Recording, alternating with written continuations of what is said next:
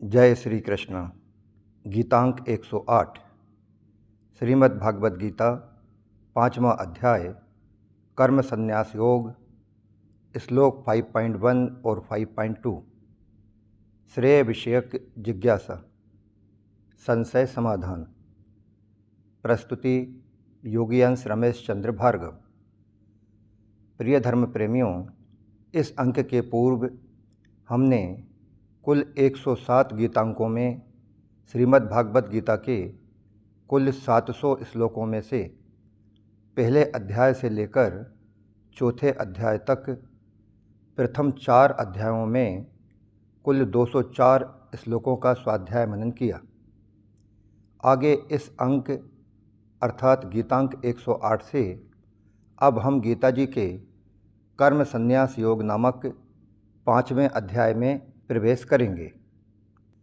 29 श्लोक वाले इस 5वें अध्याय में भगवान बताते हैं कि भक्तिपूर्वक किया गया कर्म शुष्क चिंतन से बेहतर है। तृतीय अध्याय में भगवान बताते हैं कि जो व्यक्ति ज्ञान में स्थित है उसके लिए कोई कर्म शेष नहीं रहता। और चतुर्थ अध्याय में भगवान सारे यज्ञों का सार ज्ञान प्राप्त करना बताते हुए अर्जुन को निर्देश देते हैं कि खड़े हो जाओ और ज्ञान में स्थित होकर युद्ध करो।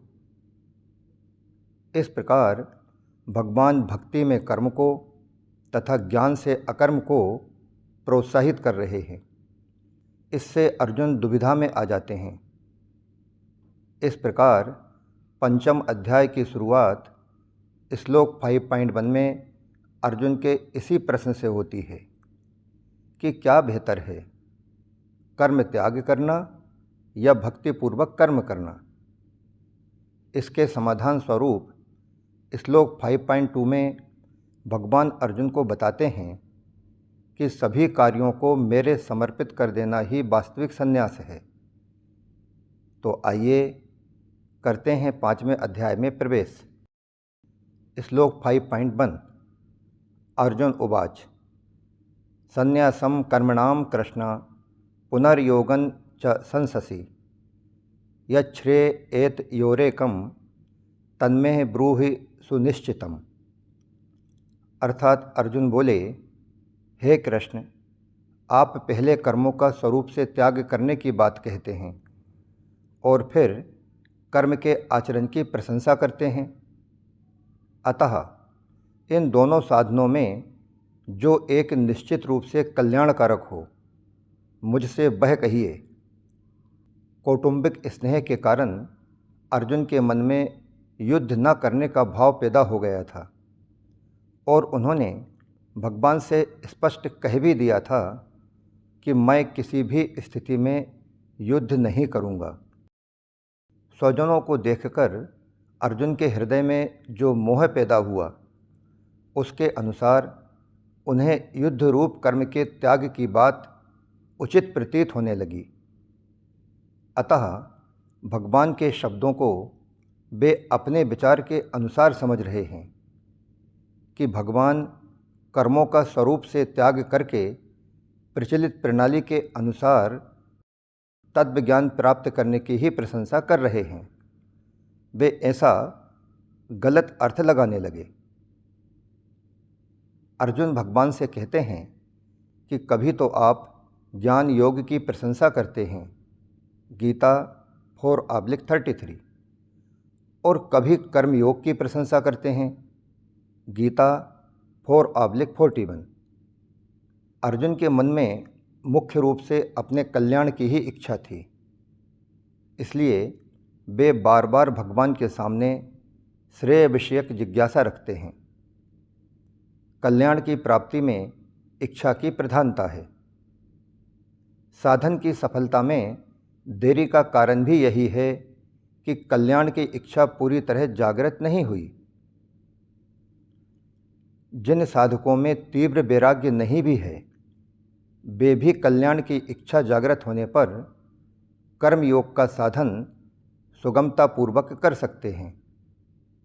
अर्जुन के हृदय में भोगों से पूरा वैराग्य नहीं है, अर्थात उनको अपने हृदय में जो वैराग्य प्रतीत हो रहा है वो वास्तविक नहीं है, पर उनमें अपने कल्याण की इच्छा अवश्य है, इसलिए वे कर्मयोग के अधिकारी हैं। अब भगवान श्लोक 5.2 में अर्जुन के प्रश्न का उत्तर देते हैं। श्लोक 5.2 श्री भगवान उवाच संन्यासः कर्मयोगश्च निःश्रेयस्य कराबुभौ तयोस्तु कर्मसन्न्यास सत्कर्म योगो विशिष्यते। श्री भगवान बोले, संन्यास योग अर्थात सांख्य योग और कर्मयोग ये दोनों ही कल्याण करने वाले हैं, परंतु उन दोनों में भी सांख्य योग से कर्मयोग ज़्यादा श्रेष्ठ है। सांख्य योग की साधना में विवेक विचार की मुख्यता रहती है। विवेक पूर्वक तीव्र वैराग्य के उत्पन्न हुए बिना यह साधना सफल नहीं होती। इस साधना में संसार की स्वतंत्र सत्ता का अभाव होकर एकमात्र परमात्म तत्व पर दृष्टि रहती है। राग मिटे बिना संसार की स्वतंत्र सत्ता का अभाव होना बहुत कठिन है। इसलिए भगवान ने देहाभिमानियों के लिए सांख्य योग क्लेश युक्त बताया है। गीता 12:5 इसी अध्याय के 6 श्लोक में भी भगवान ने कहा है कि कर्मयोग का साधन किए बिना संन्यास योग अर्थात सांख्य योग का साधन होना कठिन है, क्योंकि संसार से राग हटाने के लिए कर्मयोग ही सुगम उपाय है। कर्मयोगश्च मानव मात्र में कर्म करने का राग अनादिकाल से चला आ रहा है, जिसे मिटाने के लिए कर्म करना आवश्यक है। गीता 5:3 परंतु वे कर्म किस भाव और उद्देश्य से व कैसे किए जाएं कि मनुष्य के अंदर से कर्म करने का राग सर्वथा मिट जाए। कर्तव्य कर्म करने की उस कला को ही कर्मयोग कहते हैं। कर्मयोग में कार्य छोटा है या बड़ा, इस पर दृष्टि नहीं रहती। जो भी कर्तव्य कर्म सामने आ जाए उसी को निष्काम भाव से दूसरों के हित के लिए करना है। कर्मों से संबंध विच्छेद करने के लिए यह आवश्यक है कि कर्म अपने लिए न किए जाएं। अपने लिए कर्म न करने का अर्थ है कर्मों के बदले में अपने लिए कुछ भी पाने की इच्छा न होना। जब तक अपने लिए कुछ भी पाने की इच्छा रहती है तब तक कर्मों के साथ संबंध बना रहता है। अर्जुन का प्रश्न था कि सांख्य योग और कर्मयोग इन दोनों साधनों में कौन सा साधन निश्चय पूर्वक कल्याण करने वाला है। उत्तर में भगवान कहते हैं कि हे अर्जुन, ये दोनों ही साधन निश्चय पूर्वक कल्याण करने वाले हैं, कारण कि दोनों के द्वारा एक ही समता की प्राप्ति होती है। इसी अध्याय के 4 और 5वें श्लोकों में भी भगवान ने इसी बात की पुष्टि की है। 13वें अध्याय के 24वें श्लोक में भी भगवान ने सांख्य योग और कर्मयोग दोनों के ही द्वारा परमात्म तत्व का अनुभव होने की बात कही है। इसलिए सांख्य योग और कर्मयोग दोनों ही परमात्म प्राप्ति के स्वतंत्र साधन हैं। गीता 3:3 कर्मयोगो विशिष्यते। आगे के श्लोक अर्थात श्लोक क्रमांक 5.3 में भगवान ने इन पदों की व्याख्या करते हुए कहा है कि कर्मयोगी सुखपूर्वक संसार बंधन से मुक्त हो जाता है। फिर 6ठे श्लोक में भगवान ने कहा है कि कर्मयोग के बिना सांख्य योग का साधन होना कठिन है तथा कर्मयोगी शीघ्र ही ब्रह्म को प्राप्त कर लेता है। तात्पर्य है कि सांख्य योग में तो कर्मयोग की आवश्यकता है, पर कर्मयोग में सांख्य योग की आवश्यकता नहीं है। इसलिए दोनों साधनों के कल्याणकारक होने पर भी भगवान कर्मयोग को ही श्रेष्ठ बताते हैं। कर्मयोगी लोक संग्रह के लिए कर्म करता है। लोक संग्रह का तात्पर्य है निस्वार्थ भाव से लोक मर्यादा सुरक्षित रखने के लिए लोगों को उन्मार्ग से हटाकर सन्मार्ग में लगाने के लिए कर्म करना, अर्थात केवल दूसरों के हित के लिए कर्म करना। इसी को गीता में यथार्थ कर्म के नाम से भी कहा गया है। जो मनुष्य केवल अपने लिए कर्म करता है वह बंध जाता है, परंतु कर्मयोगी निस्वार्थ भाव से केवल दूसरों के हित के लिए ही कर्म करता है, अतः वह कर्म बंधन से सुगमतापूर्वक मुक्त हो जाता है। गीता 4:23। इसलिए कर्मयोग ज़्यादा श्रेष्ठ है। कर्मयोग का साधन प्रत्येक परिस्थिति में और प्रत्येक व्यक्ति के द्वारा किया जा सकता है, चाहे वह किसी भी वर्ण, आश्रम, संप्रदाय आदि का ही क्यों ना हो। परंतु अर्जुन जिस कर्म संन्यास की बात कहते हैं वह तो एक विशेष परिस्थिति में ही किया जा सकता है। गीता 4:34। क्योंकि तत्वज्ञ महापुरुष का मिलना, उनमें अपनी श्रद्धा होना और उनके पास जाकर निवास करना, ऐसी परिस्थिति हर एक मनुष्य को प्राप्त होनी संभव नहीं है। अतः प्रचलित प्रणाली के सांख्य योग का साधन तो एक विशेष परिस्थिति में ही साध्य होता है, जबकि कर्मयोग का साधन प्रत्येक परिस्थिति में और प्रत्येक व्यक्ति के लिए साध्य है। इसलिए कर्मयोग श्रेष्ठ है। मनुष्य को अपने जीवन में प्रत्येक घड़ी जो भी परिस्थिति प्राप्त होती है, उस प्राप्त परिस्थिति का सदुपयोग करना ही कर्मयोग है। युद्ध जैसी घोर परिस्थिति में भी कर्मयोग का पालन किया जा सकता है। कर्मयोग का पालन करने में कोई भी मनुष्य किसी भी परिस्थिति में असमर्थ और पराधीन नहीं है, क्योंकि कर्मयोग में कुछ भी पाने की इच्छा का त्याग होता है।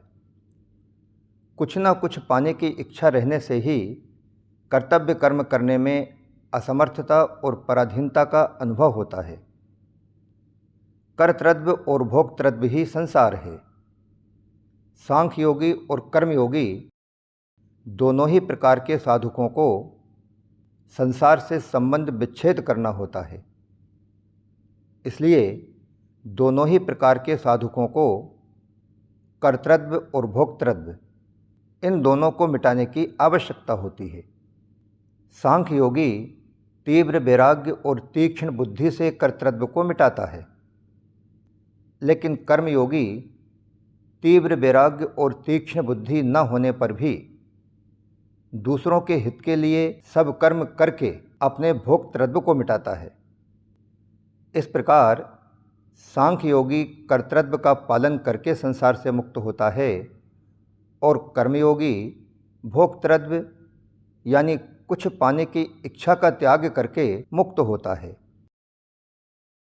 यह नियम है कि कर्तृत्व का त्याग करने से भोक्तृत्व का और भोक्तृत्व का त्याग करने से कर्तृत्व का त्याग स्वतः हो जाता है। कुछ ना कुछ पाने की इच्छा से ही कर्तृत्व होता है। जिस कर्म में अपने लिए किसी प्रकार के भी सुख भोग की इच्छा नहीं है, वह क्रिया मात्र है, कर्म नहीं। जैसे यंत्र में कर्तृत्व नहीं रहता है, ऐसे ही कर्मयोगी में भी कर्तृत्व नहीं रहता है। कर्मयोगी किसी भी प्राणी, पदार्थ आदि को अपना नहीं मानता, अपने लिए कुछ करता भी नहीं है और ना ही वह अपने लिए कुछ चाहता है। क्रियाओं से सुख लेने का भाव न रहने से कर्मयोगी की क्रियाएं भविष्य में सबका हित पहुंचाने वाली तथा वर्तमान में सबको प्रसन्नता और सुख प्रदान करने वाली हो जाती हैं। क्रियाओं से सुख लेने का भाव होने से क्रियाओं में अभिमान अर्थात कर्तृत्व और ममता जागृत हो जाती है। इसके विपरीत क्रियाओं से सुख लेने का भाव सर्वथा न रहने से कर्मयोगी के अंदर से कर्तृत्व भाव समाप्त हो जाता है। कारण यह है कि क्रियाएं दोषी नहीं होती हैं, अपितु क्रियाजन्य आसक्ति और क्रियाओं के फल को चाहना ही दोषी होता है। जब कोई साधक क्रियाजन्य सुख लेता ही नहीं है तथा क्रियाओं का फल भी नहीं चाहता है, तब उसके अंदर कर्तृत्व रह ही कैसे सकता है? क्योंकि कर्तृत्व टिकता है भोक्तृत्व पर, और भोक्तृत्व न रहने से कर्तृत्व अपने उद्देश्य में लीन हो जाता है। अर्थात जिसके लिए कर्म करता है उसमें लीन हो जाता है और अंततः एक परमात्म तत्व ही शेष रह जाता है। कर्मयोगी का अहम अर्थात व्यक्तित्व शीघ्र तथा सुगमता पूर्वक नष्ट हो जाता है, जबकि ज्ञान योगी का अहम दूर तक साथ रहता है। उसका कारण यह है कि मैं सिर्फ सेवक हूँ और सेवक भी मैं सेव्य के लिए ही हूँ, अपने लिए नहीं। ऐसा मानने से कर्मयोगी का अहम भी सेव्य की सेवा में ही लग जाता है। परंतु ज्ञान योगी के साथ ऐसा नहीं होता। मैं मुमुक्षु हूँ, ऐसा मानने से ज्ञान योगी का अहम उसके साथ रहता है। कर्मयोगी अपने लिए कुछ न करके केवल दूसरों के हित के लिए सब कर्म करता है, पर ज्ञान योगी अपने हित के लिए साधन करता है। परिणामतः ज्ञान योगी का अहम ज्यों का त्यों बना रहता है। ज्ञान योग की मुख्य बात संसार की स्वतंत्र सत्ता का अभाव करना है, जबकि कर्मयोग की मुख्य बात राग का अभाव करना है। ज्ञान योगी विचार के द्वारा संसार की सत्ता का अभाव तो करना चाहता है, पर पदार्थों में राग रहते हुए उसकी स्वतंत्र सत्ता का अभाव होना बहुत कठिन है। यद्यपि विचार काल में ज्ञान योग के साधक को पदार्थों की स्वतंत्र सत्ता का अभाव दिखता है, तथापि व्यवहार काल में उन पदार्थों की स्वतंत्र सत्ता प्रतीत होने लगती है। परंतु कर्मयोग के साधक का लक्ष्य दूसरों को सुख पहुंचाने का रहने से कर्मयोगी का राग स्वतः मिट जाता है। इसके अतिरिक्त मुख्य बात यह भी है कि मिली हुई सामग्री का त्याग करना कर्मयोगी के लिए जितना सुगम पड़ता है उतना ज्ञान योगी के लिए नहीं। ज्ञान योग की दृष्टि से किसी भी वस्तु को माया मात्र समझकर ऐसे ही उसका त्याग कर देना कठिन होता है, परंतु वही वस्तु जब किसी के काम आती हुई दिखाई दे तो उसका त्याग करना सुगम हो जाता है। जैसे हमारे पास कंबल पड़े हैं तो ठंड के मौसम में उन कंबलों को दूसरों के काम में आते जानकर उनका त्याग करना अर्थात उनसे अपना राग हटाना एक साधारण बात है, परंतु अपने अंदर तीव्र वैराग्य न होने की स्थिति में उन्हीं कंबलों को मात्र विचार द्वारा ही मन ही मन सोचकर अनित्य क्षणभंगुर व मायामय पदार्थ समझकर ऐसे ही छोड़कर चल लेना इतना आसान नहीं होता, बड़ा कठिन होता है। दूसरी बात यह है कि मनुष्य भले ही समझता रहे कि उसके अंदर वैराग्य भाव जागृत हो चुका है, लेकिन यदि मनुष्य के भीतर वैराग्य भाव जागृत नहीं हुआ हो तो उसके पास मौजूद ऐसी खराब वस्तुएं जिनमें उसे अपनी सुख बुद्धि प्रतीत नहीं होती। ऐसी बेकार वस्तुओं का त्याग तो बड़ी सुगमता से हो जाता है, पर जिनमें सुख बुद्धि है उन अच्छी वस्तुओं का त्याग बड़ी कठिनता से होता है। परंतु दूसरों के काम आती देखकर जिन वस्तुओं में हमारी सुख बुद्धि है उन वस्तुओं का त्याग भी बड़े ही सुगमता से हो जाता है। जैसे भोजन करते समय अगर अपनी थाली में से अतिरिक्त रोटी निकालकर अलग करनी पड़े तो लोग सामान्यतया ठंडी, बासी और रूखी रोटी ही निकालते हैं। परंतु यदि वही रोटी किसी दूसरे को खाने के लिए देनी हो तो हम अच्छी रोटी ही निकाल कर देते हैं, खराब रोटी नहीं। इसलिए कर्मयोग की प्रणाली द्वारा पहले अपने अंदर के राग को मिटाए बिना सांख्य योग का साधन होना बहुत कठिन होता है। लेकिन ज्ञान योग साधना में विचार द्वारा पदार्थों की सत्ता न मानते हुए भी पदार्थों में स्वाभाविक राग रहने के कारण भोगों में फंसकर ज्ञान योगी के पतन तक होने की संभावना रहती है। इसलिए साधक का मुख्य काम राग का अभाव करना है, सत्ता का अभाव करना नहीं, क्योंकि बांधने वाली वस्तु राग या संबंध ही है, सत्ता मात्र नहीं। पदार्थ चाहे सत हो, असत हो या फिर सत असत से विलक्षण ही क्यों ना हो, यदि उसमें राग है तो वह बांधने वाला हो ही जाएगा। वास्तव में हमें कोई भी पदार्थ नहीं बांधता, बांधता है तो सिर्फ और सिर्फ हमारा उस पदार्थ से माना हुआ संबंध, जो कि उस पदार्थ से राग होने के कारण बन गया होता है। अतः हम पर उस राग को मिटाने की ही जिम्मेवारी है। इस प्रकार श्लोक क्रमांक 5.1 और 5.2 वाला श्रेय विषयक जिज्ञासा संशय समाधान नामक गीतांक 108 यहीं समाप्त होता है। इसके बाद अब आगे भगवान श्लोक 5.3 में कर्म योग को श्रेष्ठ कहने का कारण बताते हैं। इसे हम संन्यास योग से कर्म योग की श्रेष्ठता तथा कर्म योगी के लक्षण नामक शीर्षक के साथ अगले अंक यानी गीतांक 109 में जानेंगे। जय श्री कृष्णा। योगी अंश रमेश चंद्र भार्गव।